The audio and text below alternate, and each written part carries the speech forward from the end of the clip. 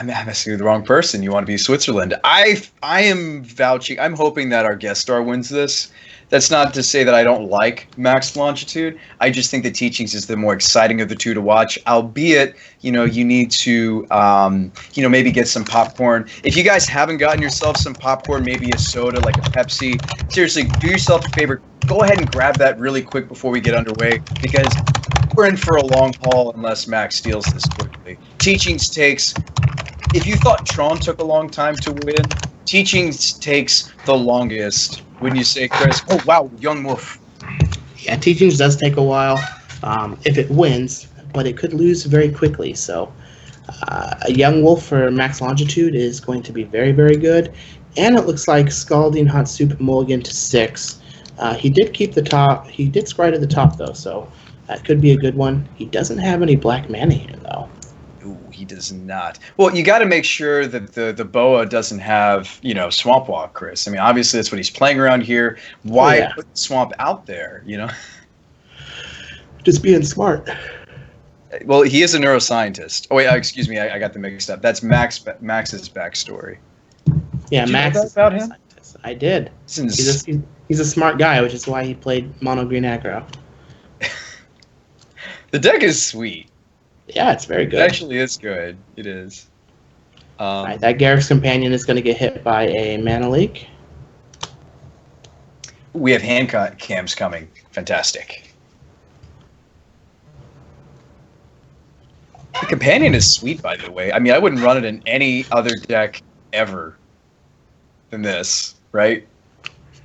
Yeah, I mean, it's just a 3/2 for 2 mana. That's pretty good, yeah. With a relevant ability. Yeah, the green is the drawback for it, but to be honest, the main reason that I don't think that the aggro decks are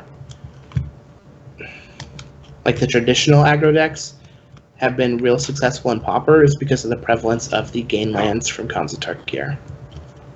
It's funny how that's so subtle, though. The mana fixing that everybody plays also gains them a life. That is real rough when you're just like trying to win attacking with a bunch of commons. Right, and we see the Aqueduct plus Backwater synergy here that the Teachings deck employs. In fact, Teachings also runs the there's another life gain, Radiant Fountain, that they love. Thank you, Chris. They run like usually a 1 to 2 of that, and yes, it's hard to have colorless mana in these Teachings decks, but there's a lot of upside to having even more lands to bounce with these aqueducts, these Dimir aqueducts. Yep. And this green deck isn't a deck that can punish you for playing those Ravnica Guildgate or the Ravnica bounce lands. Not typically. This Kargan's Pitskulk, though, is going to come in as a 2/2 with Bloodthirst. And ScaldingHotSoup is down to 19, but Max has a decent-looking board, and he's able to keep some mana up here so he can use some pump spells to save his creatures if he needs to. Correct. I like that I'd love to see the Ledgewalker come down. I think that would be a huge game. Some of the creatures that we talked about in brief before going into the match that could certainly steal this for Max, this game 1, that he really needs to win this game 1, doesn't he, Chris? Yeah, I mean, I feel like the green deck is severely disadvantaged in this match, and any games that they can take is going to be a benefit. Yeah.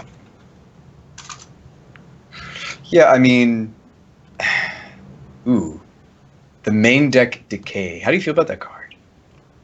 I mean, it's just another one of the generic removal spells that this deck plays. Just has a million. Looks like we're going to see a Vines of Vastwood is going to counter the Echoing Decay. I like that. Let me ask you something. What are some of the cooler ways you've seen over the years? Because Vines has been here a while. It's been here since original Zendikar. What are some of the cooler plays you've seen with Vines? I remember watching some Star City coverage where people have tried to fake other players out with Vines and like Spellskite and shenanigans. What are some of the weirder things you've seen Vines used for, and some of the head tricks involved? Just off the top of your head, perhaps. Not so much head tricks, as that's usually not my style. You just want to make sure that you're timing everything properly. But I have seen Vines used some pretty interesting ways. I once saw it stop a Riptide Laboratory from bouncing a Snapcaster Mage, which is kind of cool. Like I've also seen it like just stop an equipment going onto a creature for a turn, which has made the difference in the game, which is pretty cool. Huh. I mean, Vines is something you'll see. I mean, both those scenarios sounded as if they were in Legacy, so Vines is something you'll sometimes see in Legacy, in fact, as a, 2, maybe 3 of? Yeah, I mean, it's a very, very good card in Legacy. It's very versatile. Versatile. I like it for that fact. That it's even Legacy playable. Yeah, I mean, I've also seen a lot of Splinter Twins get countered by it, but it's just like one of the benefits of it. That was something hilarious about. I mean, Modern, in fact, by that token, is still and has been a very good choice. It's just a good deck. It has. Well, I remember going into testing for the GP.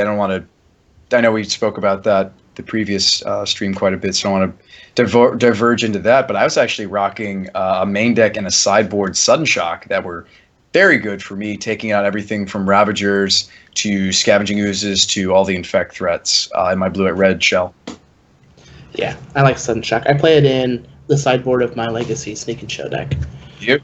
Yeah, it's like one of the few ways to kill a Thalia through Mother Runes. The other way to do that is with Kozilek's Return. I've done that before, and that is nice. Yeah, it is devoid. She cannot gain. I'm sure they've gained pro red in response, just because they don't play that much standard, probably. Right? They're like, oh, I don't care about this damn. Oh wait. Nope. All right, so it looks like. Oh no, the Eldrazi spawn. Yeah, Soup is just drawing some cards here and there with his Think Twice and whatnot. But Max has a decent board. It's pretty resilient with that Young Wolf. The Eldrazi spawn is great as a way you just sacrifice it to Edicts to protect your actual creatures that are attacking. You see that styrofoam-like insulation. Yeah, I mean, and Soup is down to 11, so just a couple pump spells could definitely end this game. Now, his creatures do all die if ScaldingHotSoup is able to play an Evankar's Justice next turn, if he has an untapped black source. Right, he would be left with just a Young Wolf, wouldn't he? Well, no, they wouldn't all die. Doesn't he have the thing in his hand, the pump? Yeah, or is that only 1/1 counter? I mean, he would be able to save the Pit Skulk or the Nest Invader, and then the Young Wolf would come back. So even then, he wouldn't be in a bad spot. Correct, and that's kind of what I'm concluding here, Chris. I think that we're going to see Max take this game one that I feel as though he really needed to take. Yeah, Soup is just weird. Wait a minute, casting a million Think Twice, both ends, not finding what he needs. Yeah, he should be very afraid of that Eldrazi spawn. We've seen it do pretty crazy things, haven't we? Yeah, it did 12 damage. Yeah. Dismal Backwater is going to gain him a life, put him back up to 12. Pass the turn back to Max. Let's see here. He can attack for 4/6 and bring Soup down to 6.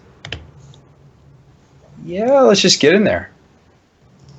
Yeah, attack with that Eldrazi spawn too. For Max's backstory doesn't necessarily, in my mind, match his playstyle. I've spoken with him and watched his stream a couple times, Chris, and he is indeed a neuroscientist. But he likes getting in the red zone. He loves aggressive decks. And for example, in our Pauper or our Modern challenge, prior to the Pauper challenge, the 100 ticket challenge, he played goblins. So you ever notice that players sometimes match? For example, your beard makes perfect sense with a love for Armageddon because, the end of the world, beards, perfect sense, right? Sure, I'll give you that one. And for Max, it's I would put him on a really convoluted, complex, Rubik's Cube combo. I would have put Max on before I met him on maybe there is that one awkward storm deck with Tolarian Winds in Pauper that you can kind of draw your whole deck with a bunch of gushes and eventually kill them with a big fireball. Mm-hmm. I don't remember the name of the deck. I'm sure somebody in chat will tell me. Thank you, Snaff. See, Armageddon. I just picture a bunch of hair coming down from the sky. just deadly beards. I think we're going to see Max take this. What do you think, Chris? Deadly strands. That's what it's looking like. That Radiant Fountain's going to take Soup up to 8. Changer's Edict is going to get rid of that Eldrazi Scion. It doesn't look like Max has a pump spell to end the game here, but he's going to be able to attack for 6 and put Soup down to 2, and he still has a bunch of creatures in hand and a Young Wolf on the battlefield. Yes, and, if only Soup could, teachings for Consume the Meek, if only that was common. Do you remember Consume the Meek? I mean, it might end up being a common at some point. Modern Masters 3, Consume the Meek could be a common. You realize it would make teachings the most disgusting deck in Pauper if it did, right? I mean, yeah, why not? Destroy everything instant speed, cannot be regenerated, CMC 3 or less. Yeah. Everything from Tarmogoyf, well, Goyf not played in Pauper, but I mean, everything in the format would die except for Gurmags. Sure. Yeah. We kill everything in the format except particularly those 2 threats. One card that I am really excited for is Elvish Vanguard. At work at Card Kingdom, we just worked on a new batch of battle decks. They're in-house. So they're not all Pauper decks, but I still was able to put together this really a really cool elf deck to play with. And Elvish Vanguard is insane. Insane. It seems like elves, and it's funny we had one of our players in this tournament playing. The Edict is going to turn on the Morbid for Hunger of the Howl pack. Good. Which is going to be +3 counters on that Skargan Pitskulk. And Max Longitude is going to steal game 1 away from ScaldingHotSoup on his mono green aggro deck. So let's go ahead and take a look at the players' sideboards so we can see if we can figure out what the plan's going to be. Let's look at ScaldingHotSoup sideboard first. And he has 1 Disfigure, 1 Echoing Decay, 1 Exclude, a Curse of the Bloody Tome, an Evankar's Justice, a Blue Elemental Blast, 4 Rancid Earth, Wail of the Nim, 1 Crypt Incursion, 2 Dispel, and a Relic of Progenitus. How do you think he sideboards here? Well, I'm a little disappointed. Obviously, we were just talking about Consume the Meek, but I guess Wail of the Nim serves as a really, really bad Consume the Meek. That's, of course, instant, deal 1 damage to each creature and player. So definitely got to come in. I like the Justice, the 3rd copy of Justice for sure. Decay is great. Max's deck has a lot of redundancy. We didn't see that on that last board where he had 2 creatures with the same name, but it's very possible that he could. So it could be a 2-for-1. So give me the Disfigure, give me the Decay, give me the Nim, and maybe Exclude. Do you consider the Crypt Incursion, Chris? Yeah, so I don't think that we want the Exclude. The plan here isn't to try and counter the creatures, because then we're just trading 2 and 3 mana for 1 and 2 mana, and that's not really efficient. The idea is just to kill everything, get value out of our sweepers, and then Crypt Incursion to gain 15 to 18 life. Plus, it is an instant, so you can find it with teachings. So I think Crypt Incursion is going to be very, very good for ScaldingHotSoup in the post-board games here. For sure. Jason wants us to go back to the elf story. I don't know if we have time. Go back to the elf story? He wanted you to finish telling your story, Chris. Elvish Vanguard we were talking about? Oh. I mean, yeah, it's just, the card's insane. It's too bad that he didn't get to play with it because it was coming out shortly thereafter our tournament. It's not legal yet.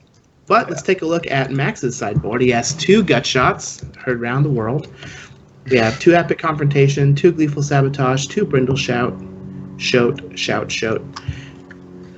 Natural State, 2 Natural State, 2 Relic of Progenitus, and 2 Scattershot Archer. So it looks like our players are about to start up pretty soon. So real quickly, what do we think the Max is going to bring in?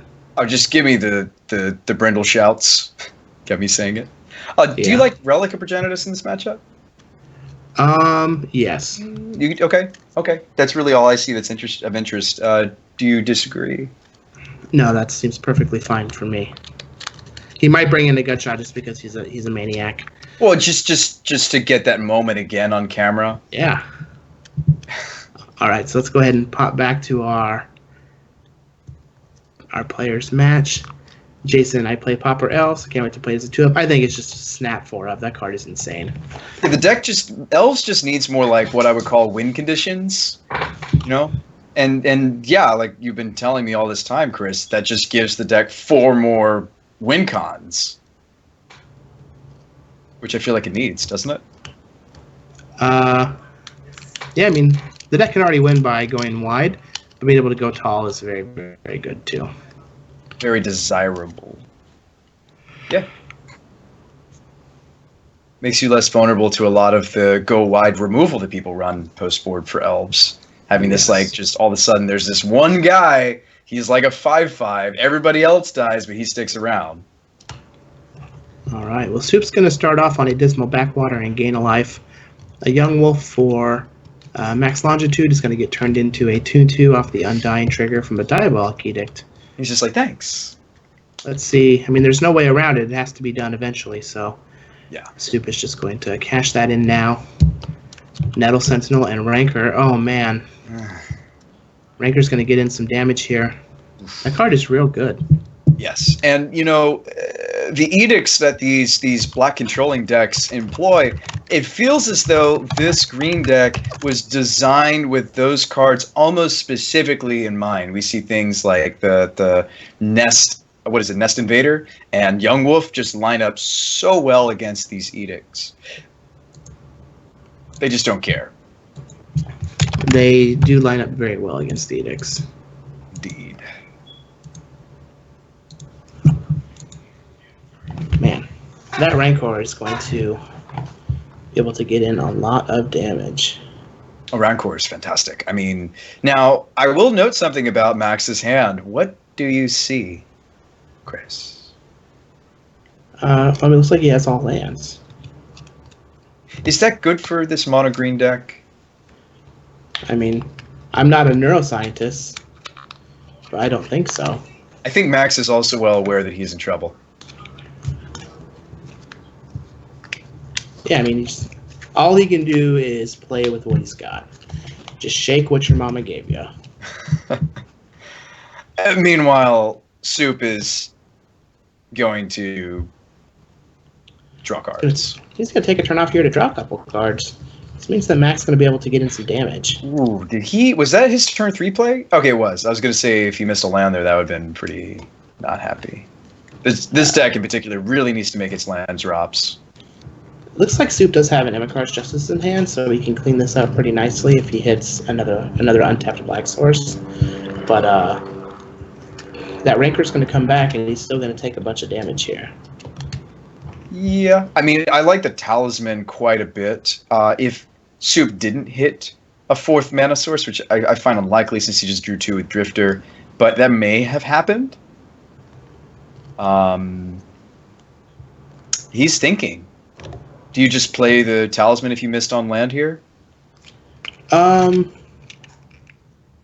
don't think he missed on land, though. Oh, he just hit his swamp. So, yeah. I mean, he had the Aqueduct, so he could just, play the Aqueduct and either play the Talisman or just use, like, Wretched Banquet to save himself some life.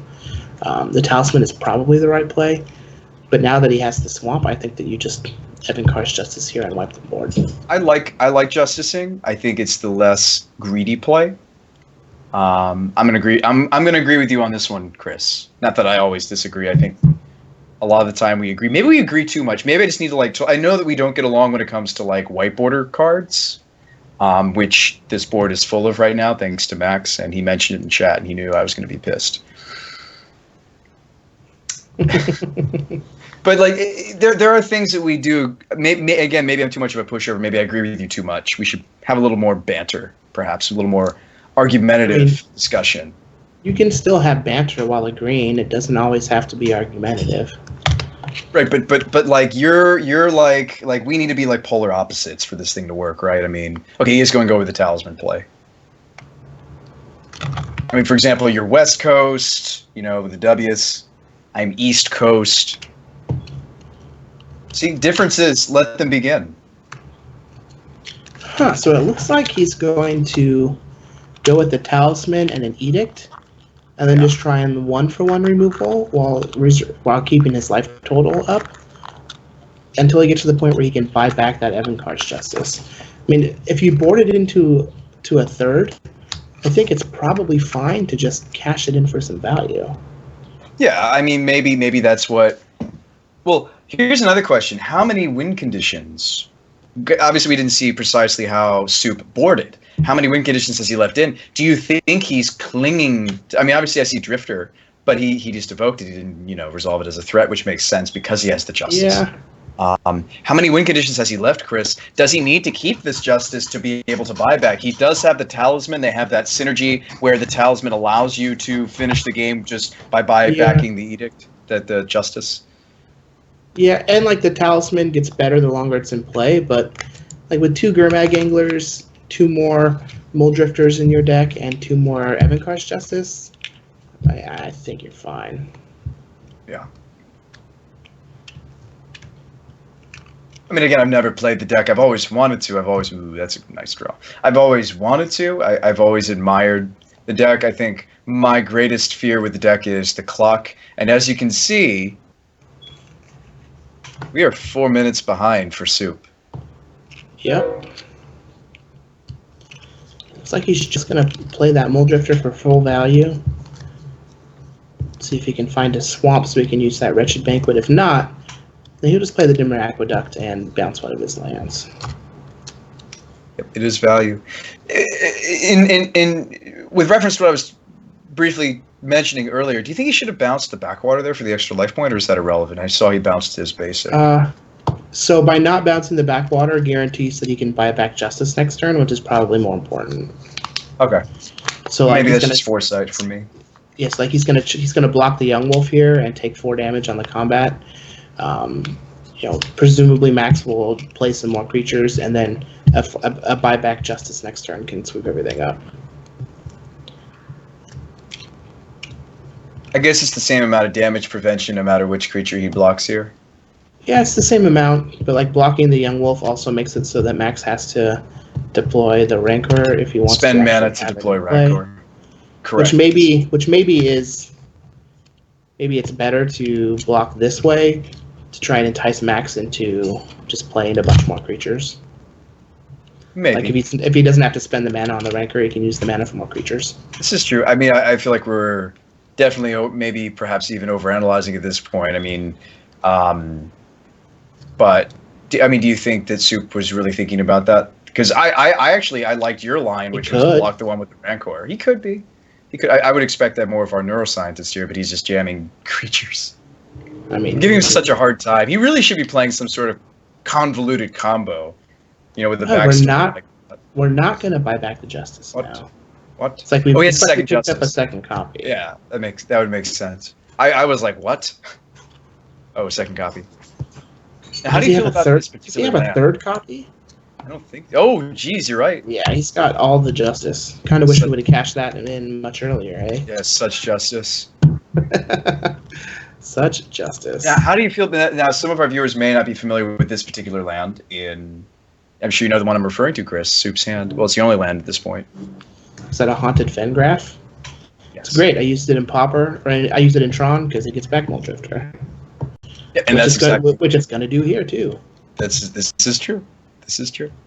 Neville oh man, Sentinel, Rancor. The Rancor. Yeah, give me that 4/4 trample. Give me some Banquet's going to take care of that. Oh yeah, for sure. Banquet's so good on these board states where there's like no creatures left. Yeah. It's a delicious Banquet. Is Banquet an instant?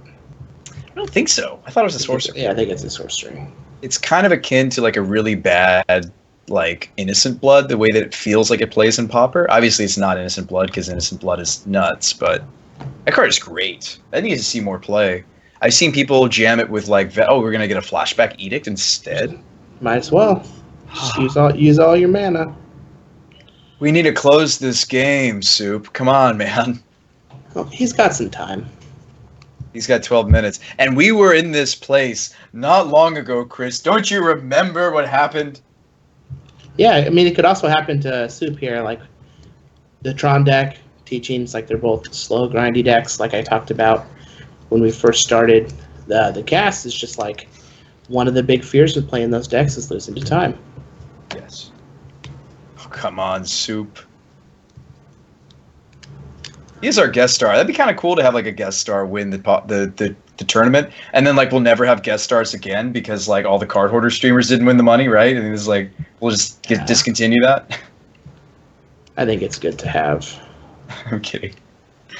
The person that I invited to the tournament, poor J-Bone, didn't do so hot, and I feel somewhat responsible because like I like was helping him like test his deck. He was like, "You know more about Pauper than I do, right, Sean?" I was like, "Sure, man, I'll help you test." And like I feel like it was missing something, the infinite mana deck. Yeah. It was missing something. And I kind of feel like it's my fault that like we just didn't plan everything. Like the sideboard looked horrendous, and we just couldn't get the combo consistent. So I'll take some of the responsibility for that. I did invite Jay, and I did help him test his deck, but things did not go well for him. only true combo deck of the whole tournament though, so he gets props for that, right? Does he get like a little like medal or like a little pin? You know? Yeah, you can go ahead and send that to him once you have it ready. Well, speaking of merch, we actually did some merch. I don't know if you've seen these. It has the Cardhoarder logo on it. Let me see if I can get this close to the cam so everybody can see it. I was selling these to it's got Cardhoarder here on the side. I don't know if you can see that because of the lighting. See the drag? But we're hopefully going to be doing more merch in the future. And I was kind of the proponent of that. There's a Cardhoarder bow tie, Cardhoarder wristbands, Cardhoarder the breakfast cereal, Cardhoarder the flamethrower, you know? That's what I'm hoping we come out with. That rhymes. Well, the kids love that one. Fair. Soup has a Mole Drifter now. Looks like he has a Crypt Incursion in hand. Also some counter spells. This game is all but wrapped up, but Max is going to make him play it out because, again, the clock is a thing on Magic Online. Yeah. So make sure you play a deck that can win in time. Yep, I mean, we're almost in the single digits, aren't we? We have 10 minutes and 24 seconds.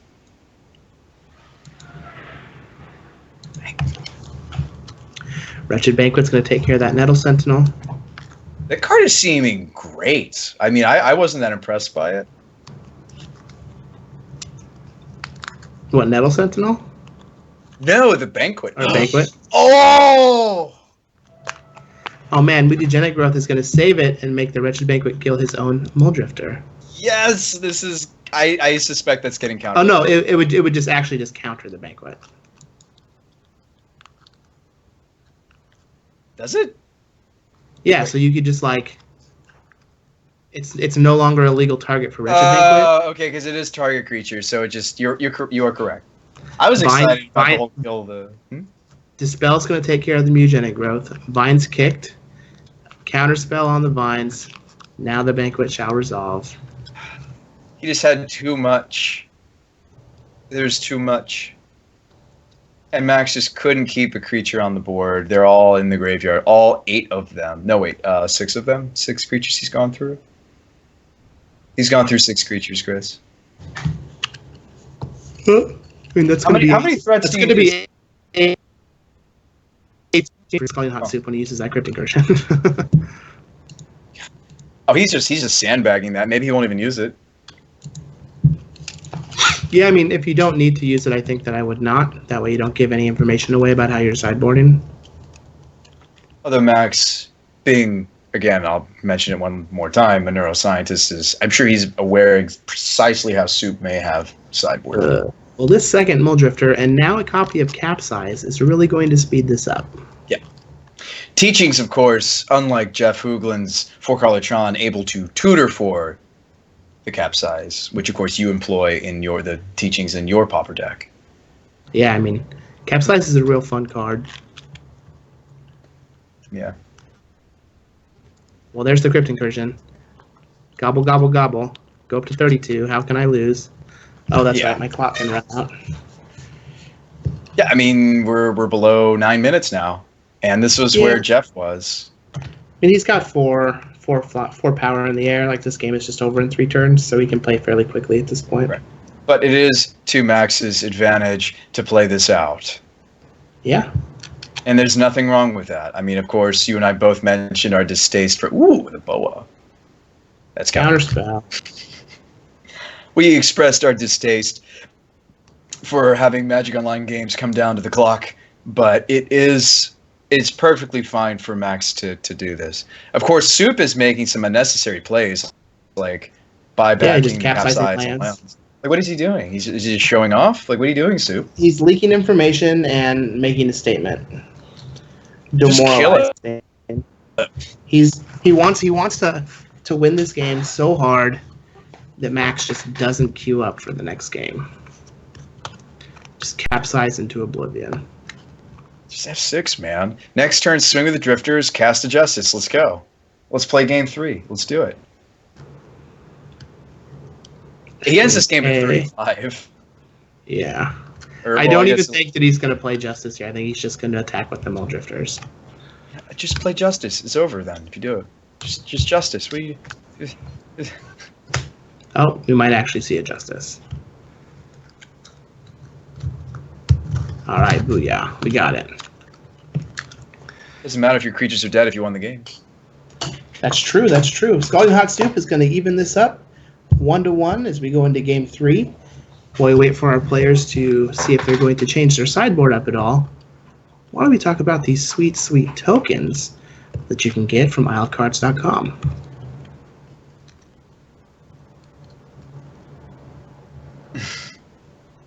Are you going to tell us about these sweet tokens? I would. I was distracted by the chat briefly. I apologize. So, Isle of Cards, that would be Cardhoarder's paper store, has these really cool tokens. I actually have a few of them in front of me. As you can see, they are beautimous. They are on blue card stock. For those of you who don't know why that's important, that's what they print Magic cards on. So they're very high quality and obviously a different type of blue stock. But they feel just like Magic cards. The finish is good. The art is great. I don't remember the name of the artist, but we have, as you can see. So these are the spirit tokens I'm holding in my hand, as you see in front of you. I think the spirits, the zombies, and the thopters are really useful. If you play standard, maybe the octopus and the dragon will be useful. If you play EDH, perhaps you would want the sapperling. They have a sampler. That's what I bought, Chris. I also bought, because I thought I was playing Thopter Sword at the GP, I bought 10 thopters. And instead, what did I end up needing? Birds. Yes, your memory is impeccable. I needed a bunch of birds, so I have like a bunch of RK Post birds and all sorts of nonsense and like seagulls and stuff. So what do you think about these tokens, Chris? I think they're great. I think that the spirit token has the best art of all of them. I would agree. Nothing better than playing a Lingering Souls and getting 2 or 4 of these puppies out. But you can get them on Isle of Cards. I believe that you get some free when you make an order through the website. So you get 2 random ones. So make sure you check that out. Here's the for link. game 3, we're going to start off here with a Relic of Progenitus for Max. That's going to help him control Soup's graveyard. But that's not really going to do anything in terms of making the beatdown happen. He does have a Mire Boa, but Soup's going to be able to take care of it with a Wretched Banquet. And this game is already not looking very good for Max. Yeah. That's not what you want to have happen. That's what the Archives of the Isle 12-pack looks like, by the way, if you guys want that. It was a good deal. I like tokens. I do. My Thopters. All of my Thopters. So many Thopters. What am I going to do with them now that I'm not playing Thopter Sword, man? Maybe play them in Legacy? Or Standard. You ever play Hangerback Walker? Actually, I have not cast that guy. That guy is pretty bonkers, isn't he? Yes, sir. It's a great card. It's pretty good. He's playing Vintage. And it looks like a Hand from Above is talking about how there will be more tokens coming to Isle of Cards. What do you know that we don't? Start talking. More tokens? More tokens. Is there going to be a bow tie token? Just a 1/1 bow tie? Well, okay, if I won the GP, So I was going to get a... What card or what type of thing in Magic would generate a 1/1 bow tie token? I don't know how to answer this, Chris. I feel like this is a trick question that's going to lead to like an insult at the end. So, oh no, where are you going with this, friend? Why would I? I'm just trying to figure out if there were to ever be 1/1 bow tie tokens in Magic the Gathering, would make bow ties? What would make bow tie tokens? Like Spectral Tailor. Very clever. Suitsmith. Well, it's a spell shaper that makes bow tie tokens. And what do these bow ties do? I was about to say by the same token, friend, what would make beard tokens? And then what would a beard token do if you were to equip it or attach it to a creature? Well, so Beard tokens. if the beard token is a creature, then you're not able to attach it because creatures can't be attached to other creatures. Oh, a 1/1 beard? Well, I mean, it might have to be like a 5/5 beard because beards are pretty big and powerful. True. It's just like a big lump of hair, like Cousin It. Like, just like this, just like... Just a beard with eyeballs. Bowtie would be a 0/0 germ. It would add class to the Batterskull.